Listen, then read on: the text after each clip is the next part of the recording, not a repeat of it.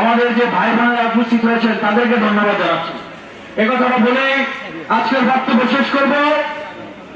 বাংলাদেশে বর্তমানে রাজনৈতিক পরিস্থিতি হাটে ঘাটে মাঠে সচিবালয়ে বিশ্ববিদ্যালয় কলেজে প্রত্যেকটা জায়গায় আবারও নতুন করে আওয়ামী লীগের মতো সিন্ডিকেট, প্রশাসনে আওয়ামী লীগের মতো করে সিন্ডিকেট, দখলদারিত্ব, চাঁদাবাজি, মানুষ খুন, ধর্ষণ। আমি আমাদের জাতীয়তাবাদী দলের ভারপ্রাপ্ত চেয়ারম্যান জনাব তারেক রহমানের উদ্দেশ্যে বলছি, আপনি অনেক নির্যাতিত একজন ব্যক্তি।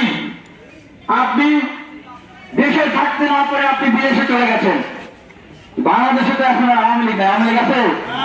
এই আওয়ামী লীগ আছে বাংলাদেশে? এই দেশের ছাত্র জনতা গণ অভ্যুত্থান করে এই দেশ থেকে আওয়ামী লীগকে বিতাড়িত করেছে। আমরা আপনার প্রতি অনুরোধ করবো, আপনি সত্যিকার অর্থে বিএনপিকে বাংলাদেশের গণমানুষের দল হিসাবে গড়ে তুলতে চাইলে আপনি আর লন্ডনে থাকবেন না। আপনি দ্রুত দেশে চলে আসুন। এই বিএনপি নেতৃত্ব নিজের কাজে করবেন, সরাসরি এখান থেকে বিএনপির নেতৃত্ব। আপনি লন্ডনে থাকবেন, এইখানে নেতা কর্মীরা চাঁদাবাজি করবে, দুর্নীতি করবে, অপকর্ম করবে। আপনি বলবেন আমি তো দূরে আছি তাই আমি দায় নিতে পারবো না, বা আমি জানি না, বা আমি কাছে নাই তাই এটা সরাসরি দায় আমি জানি না, নিতে পারতেছি না। এই অজুহাত আর দেওয়া চলবে না।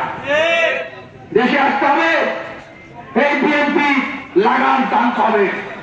আমরা সরকারের উদ্দেশ্যে বলতে চাই, এই মাথাভাঙা সরকার দিয়ে ওই দেশ চলবে চালানো সম্ভব? এই সরকারকে তো দাঁড়ায়। আমার মনে হয় যে এই সরকারকে চিন্তায় চাঁদাবাজি, স্মাগলার, গ্যাংস্টার, রাজনৈতিক দলগুলো কেউ এভাবে করে ডরায় না। আমি সরকারের উদ্দেশ্যে বলবো, আপনারা তো বিএনপিকে ভয় পান। এই চাঁদাবাজি, স্মাগলার, টেন্ডারবাজ, গ্যাংস্টার এদেরকে আপনারা মনে হয় ভয় পাচ্ছেন। নাহলে কেন তুলে সনদপত্র দিচ্ছেন না?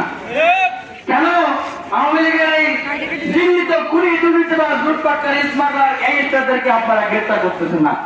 বলুন, আমরা দেখতেছি অনেককেই আপনারা ছেড়ে দিচ্ছেন, দিচ্ছেন না?